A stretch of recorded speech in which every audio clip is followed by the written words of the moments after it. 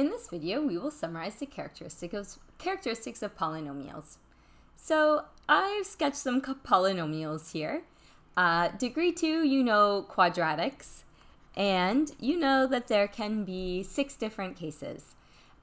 There can be 0, 1, or 2 x-intercepts, and this can result from graphs that open up or open down. Degree 4, it's harder to draw all the options. Some degree 4s just have 1 turning point, while others can have 3 turning points. They can cross the axis twice or 4 times. They can open downwards. This one crosses 3 times. And this one, I meant to say it touches once. So when something has an even degree, there are it depends on whether the leading coefficient is positive or negative.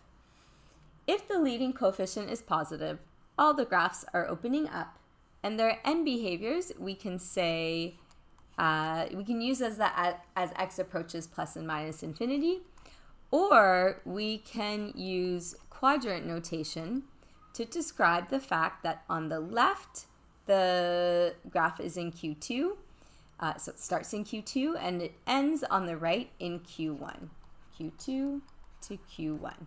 Note that many of these graphs also go in Q3 and Q4, but we're just talking about the behavior, which quadrant on the left towards which quadrant on the right. The even degree functions with a negative leading coefficient, they're opening down and the end behaviors are going from the bottom left to the bottom right, Q3 to Q4. All polynomials have a domain of all real numbers, and the ones that we drew for degree 2 agree with that. As for the range, if it's opening up, you're going to have a lower bound, so everything will be greater than or equal to a certain number. If they're opening down, there'll be an upper bound, and everything will be less than or equal to some number. We don't know that number, and it actually can be really hard to find that number.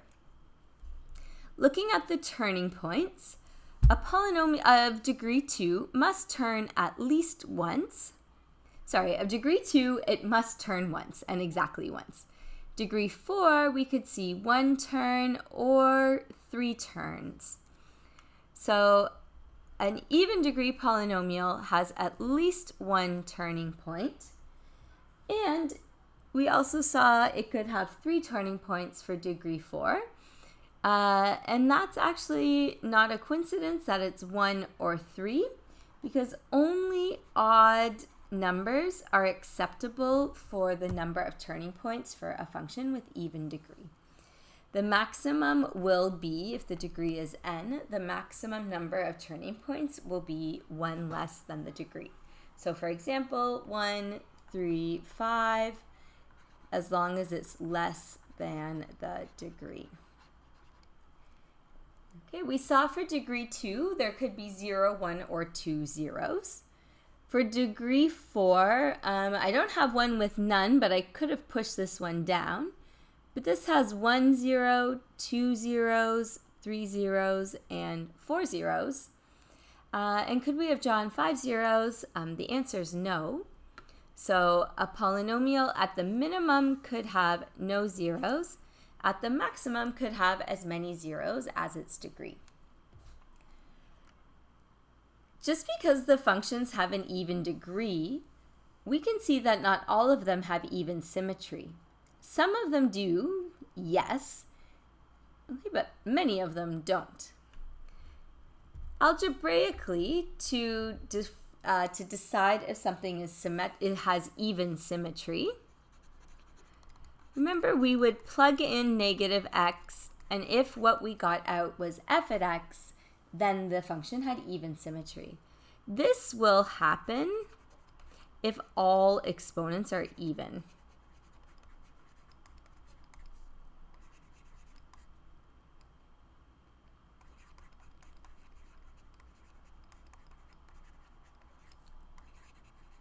So an expression like 5x to the 4 minus 3x squared has only even exponents. And if we put a negative x in there, the exponents that are even would turn it back into a positive x, and f at negative x would equal f at x. Let's look at some of the functions with odd degrees. So the basic odd degree is degree 1, and that's a line which can either go with positive slope or negative slope. Degree 3 could look like a cubic, so it flattens out, or it could have 2 turning points. And with a negative leading coefficient, we've got like a downward motion to our graph. So if the degree is odd but the leading coefficient is positive, we are going from bottom left to top right, Q3 to Q4. If it's negative, we're going from top left to bottom right, Q2 to Q4. And sorry, what did I say? Q3? Q3 to Q1, not Q4.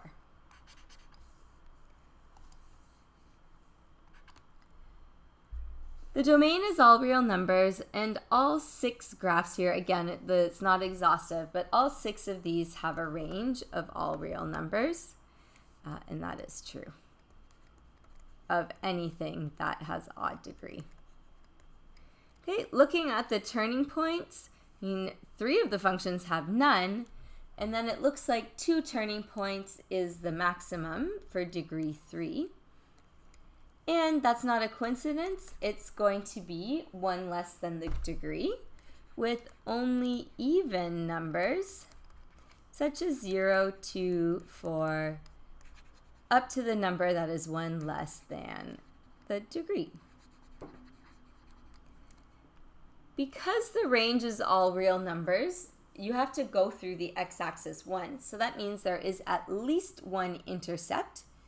But we have examples how there could be 2 or even 3 if it's degree 3. So there's at least 1 intercept, and it could go up to the number of zeros as the degree. How many of these have odd symmetry? Maybe those 2. But just because the degree is odd, so that's the degree of it's the term with the highest degree, it's the individual term with the highest degree, is odd. It doesn't mean that your function will be odd. However, it will have odd symmetry if all your exponents are odd.